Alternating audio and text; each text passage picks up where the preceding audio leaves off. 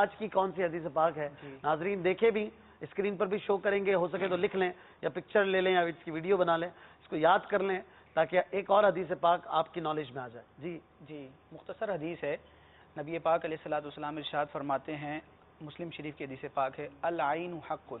سبحان اللہ. ایک عین ہوتا ہے جو حروف تہجی میں ہوتا ہے, اور عربی میں چشمے کو بھی عین کہتے ہیں, چشمے کو بھی عین کہتے ہیں, اور نظر کو بھی عین کہتے ہیں.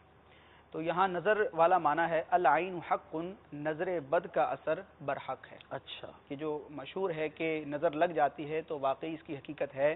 اللہ تبارک و تعالیٰ نے نظر میں بڑا اثر رکھا ہے. اچھا. اور مفتی احمد یار خان نعیمی علیہ رحمت نے اس حدیث پاک کے تحت ذکر فرمایا کہ نظر بد زہر سے زیادہ سخت اور تیز ہوتی ہے. اچھا. اور روایتوں میں آتا ہے کہ نظر بد ایسی شے ہے جو زندہ انسان کو قبر میں اتار دیتی ہے, اور اونٹ کو دیگ میں اتار دیتی ہے. نظر بد لگنا برحق ہے, اور اس کی توڑ بھی ہوتا ہے, کاٹ بھی ہوتی ہے. تعویذات طاریہ کے اسلام بھائی بھی اس کی کاٹ کرتے ہیں, وظائف بھی ہیں. میں ایک دو وظائف بھی ذکر کر دیتا ہوں, لیکن یہاں مفتی صاحب نے جو ایک مدنی پھول ذکر فرمایا ہے کہ نظر بد اللہ تبارک و تعالی مؤثر حقیقی ہے, وہ جس چیز میں چاہے خیر کی یا شر کی تاثیر پیدا فرما دے. یہ سب اسباب ہوتے ہیں, حقیقتاً نفع نقصان رب کے دست قدرت میں ہے. بے شک. اب نظر بد جو ہے اس سے بیماری میں بندہ مبتلا ہو سکتا ہے, حتیٰ کہ اس کی موت واقع ہو سکتی ہے. اور اس کے مقابلے میں جو نظر خیر ہے, اللہ والوں کی, اولیاء کی, بزرگان دین کی جو نظر خیر ہے اس کی بڑی برکتیں ہوتی ہیں کہ ولی کی ایک نظر سے بندے کی زندگی میں انقلاب برپا ہو جاتا ہے. نظر بد سے اگر کوئی شخص مر سکتا ہے تو اللہ کے نیک بندے کی نظر سے وہ حیات بھی پا سکتا ہے.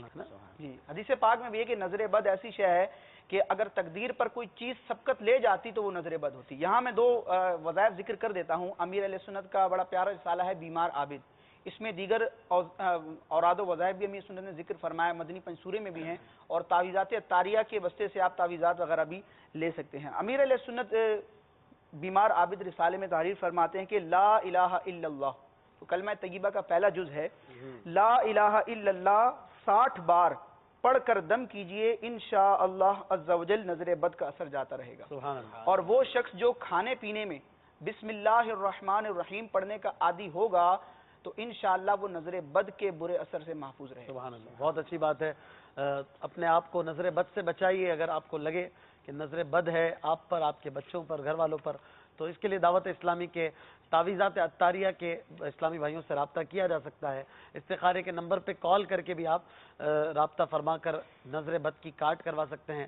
آج جو حدیث پاک سنی وہ آپ کی اسکرین پر ہے, العین حق, اس کو یاد کر لیجئے. ایک اور حدیث پاک لیجئے, آپ کو یاد ہوگا.